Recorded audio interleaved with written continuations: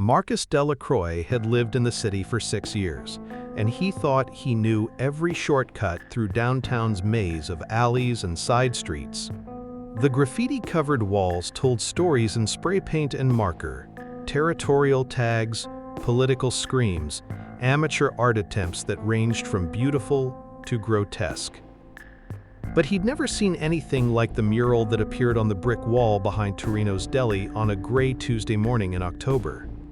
The thing shouldn't have been possible. Marcus had walked past that exact wall every day for 3 months on his way to the construction site where he worked, and it had been blank yesterday.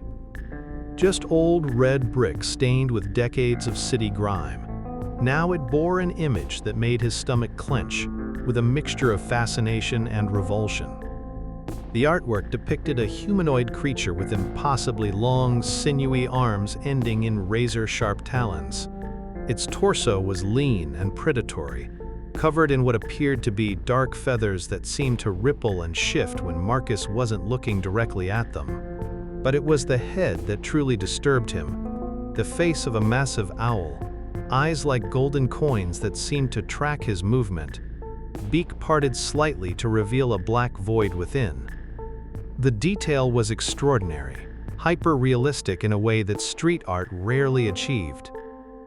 Every feather appeared individually painted, every sinew in those elongated arms rendered with anatomical precision.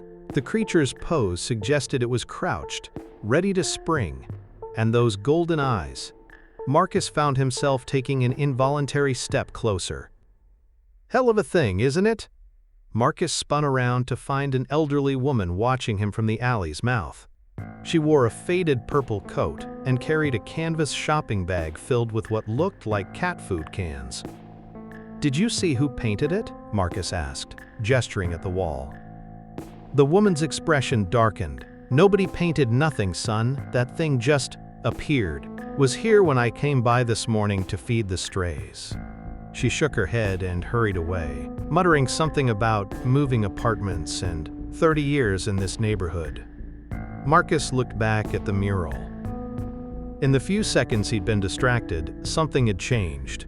The creature's head was tilted at a different angle, as if it had turned to get a better look at him.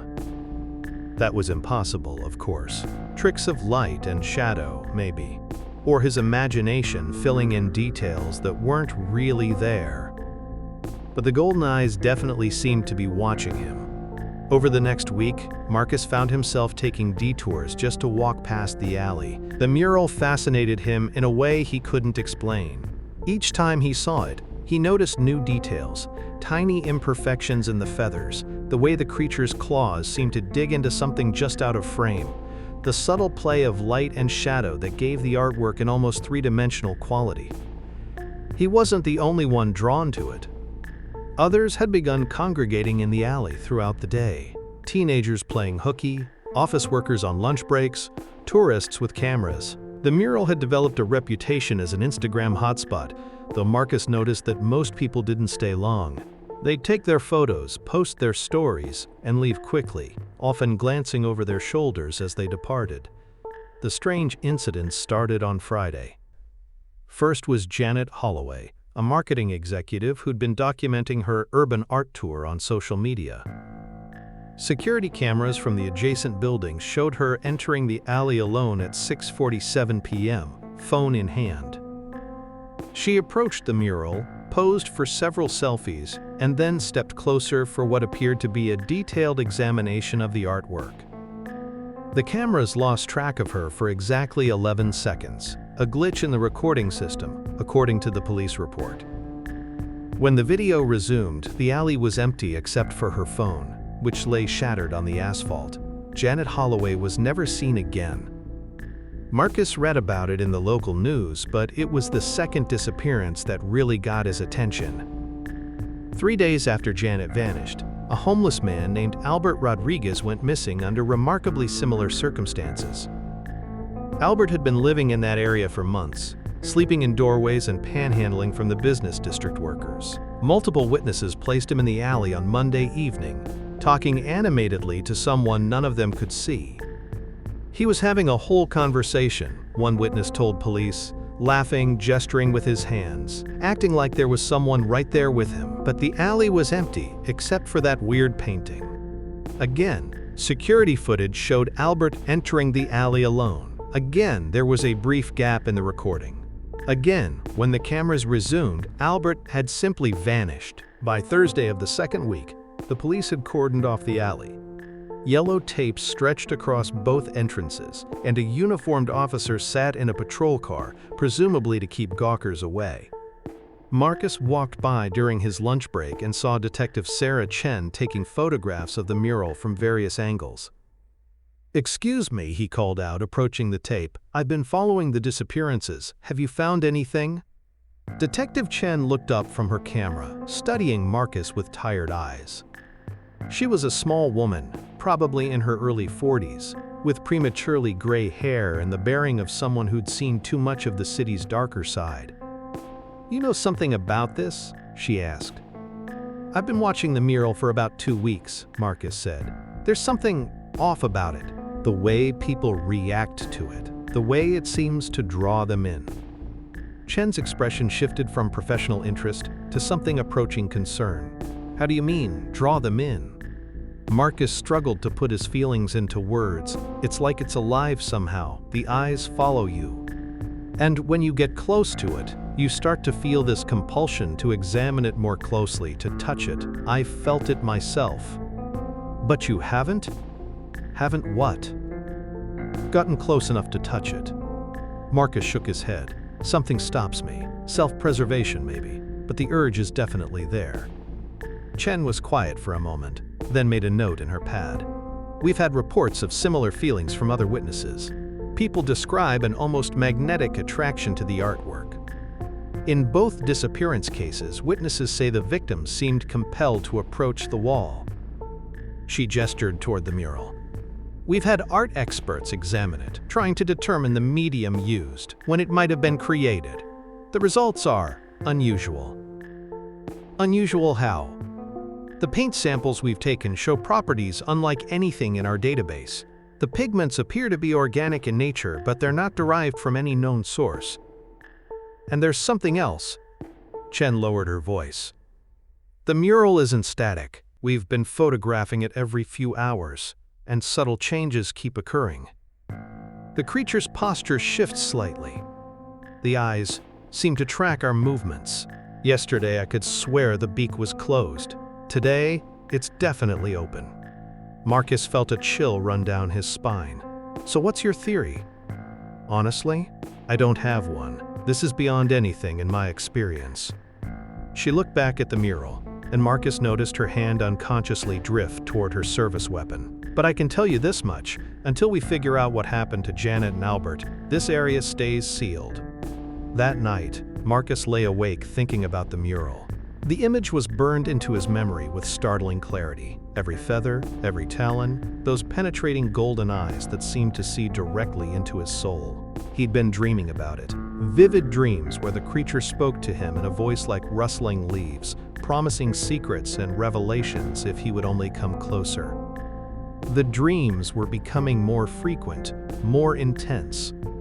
Sometimes he woke with scratches on his arms that he couldn't explain. Thin red lines as if something with very sharp claws had been testing the durability of his flesh. By Friday morning, Marcus couldn't concentrate on work. The compulsion to see the mural had grown into an physical ache, like hunger or thirst. He found excuses to walk past the cordoned alley throughout the day, each glimpse of the artwork only intensifying his need to get closer. The police officer was gone. Marcus noticed it during his afternoon break. The patrol car that had been stationed at the alley entrance was nowhere to be seen, and the yellow tape hung loose and unattended. A small crowd had gathered, drawn by the same compulsion Marcus felt, all of them pressing against the barriers and staring at the mural with expressions of fascination and barely controlled hunger. "We should go in," said a young woman with purple hair and multiple facial piercings. "I mean, there's no one stopping us, right?" "The tape is still up," protested an older man in a business suit. But his voice lacked conviction, and his eyes never left the artwork. "Fuck the tape," said another voice from the crowd. I've been having dreams about this thing for days. I need to see it up close." Marcus found himself nodding in agreement. The dreams had been getting worse, more vivid. Last night, he'd dreamed that the creature was trying to claw its way out of the wall, its talons scraping against the inside of the brick, as if the mural was actually a window into some other reality, where predators with golden eyes waited patiently for their prey to come within reach. The crowd moved as one, ducking under the police tape and advancing into the alley. Marcus was among them, carried forward by a compulsion that felt both entirely his own and completely alien. Up close, the mural was even more extraordinary than he'd remembered. The feathers seemed to flutter in a non-existent breeze. The creature's chest rose and fell with simulated breathing. And the eyes were definitely tracking their movement. "Jesus Christ," whispered the man in the business suit. "It's looking right at me." The young woman with purple hair had approached to within a few feet of the wall. She reached out tentatively, her fingertips almost touching the painted surface. "It's warm," she said in wonder. "I can feel heat coming off the wall." That's when Marcus noticed the smell. It had been subtle at first, masked by the typical alley odors of garbage and urban decay. But as they stood there, transfixed by the mural, another scent began to dominate. Something organic and predatory, like the musk of a large carnivore. The smell of something that lived on fresh meat and had been waiting a very long time between meals. The purple-haired woman's fingers made contact with the painted feathers. What happened next unfolded with the kind of horrific clarity that trauma burns into memory. The painted creature didn't step out of the wall. It erupted from it, as if the brick surface was merely a membrane that had finally been punctured from the other side. The thing was even larger in reality than it had appeared in the mural. Its body unfolded with impossible geometry, limbs that had been compressed into 2 dimensions now extending to their full, terrible length. The owl head swiveled with predatory precision, golden eyes fixing on the woman whose touch had somehow triggered its release. She tried to scream, but the creature's massive talons clamped around her throat with surgical precision, cutting off both sound and airflow. Marcus watched in frozen horror as those razor-sharp claws began to work with the methodical efficiency of a butcher who had performed this operation countless times before. The eyes came out first. The creature's beak opened impossibly wide, and a tongue like a black serpent emerged to pluck the woman's eyes from their sockets with delicate precision. She was still alive, still struggling weakly in those monstrous talons, blood streaming down her face from the empty sockets. Marcus's rational mind screamed at him to run, but his body refused to obey. The compulsion that had drawn him to the mural now held him immobile, forcing him to witness every detail of the creature's feast. Around him, the other spectators stood equally transfixed, their faces slack with horror and fascination. The tongue came out next, pulled from the woman's mouth like a pink ribbon. Then the hands. No, not the hands, just the fingers, separated at each joint with mechanical precision, while the victim writhed in silent agony. The creature worked with the patience of something that had all the time in the world, savoring each morsel before moving on to the next. The disembowelment was the worst part. The creature's talons opened the woman's abdomen with a single vertical cut, then began extracting her internal organs with the care of a surgeon. Each organ was examined, considered, and then consumed with ritualistic deliberation. The heart went last, still beating weakly as the creature crushed it between its beak. The entire process took less than 3 minutes. When it was finished, the creature turned its attention to the remaining spectators. Its golden eyes moved from face to face, cataloging potential prey with predatory intelligence. Marcus felt those eyes linger on him, and the compulsion that had held him motionless suddenly released its grip. He ran. Behind him, he could hear the sounds of additional attacks beginning, the wet tearing of flesh, muffled screams cut short, the creature's feeding sounds as it worked through the crowd that had been drawn to its gallery like moths to flame. Marcus didn't look back. He ran through the maze of downtown alleys until his lungs burned and his legs gave out, finally collapsing against a dumpster 3 blocks away. By the time he'd caught his breath enough to call 911, the sounds from the alley had stopped. The police found the scene 20 minutes later. Detective Chen was among the first responders, and Marcus watched her face pale as she surveyed what remained in the alley. There were no bodies, just blood. Tremendous amounts of blood splattered across the walls, pooled on the asphalt, painted in abstract patterns that suggested tremendous violence had occurred. But no bodies, no organs, no evidence of human remains beyond the crimson stains that covered nearly every surface. And the mural was gone. The wall was blank again, just old bricks stained with what might have been decades-old grime or what might have been much fresher organic matter. No trace remained of the artwork that had drawn them all into the trap. The police blamed a serial killer, claiming that the mural was a hoax, an elaborate projection or illusion created by some artistic illusion or hallucination. The victims' bodies were never recovered. Somewhere in the city, the creature lurked, waiting for other curious explorers to find it. An entity that used human aesthetics and curiosity to trap and kill. But Marcus knew the truth, the terrible reality, that the mural was never static. It was alive, it was hunting, and it would never stop.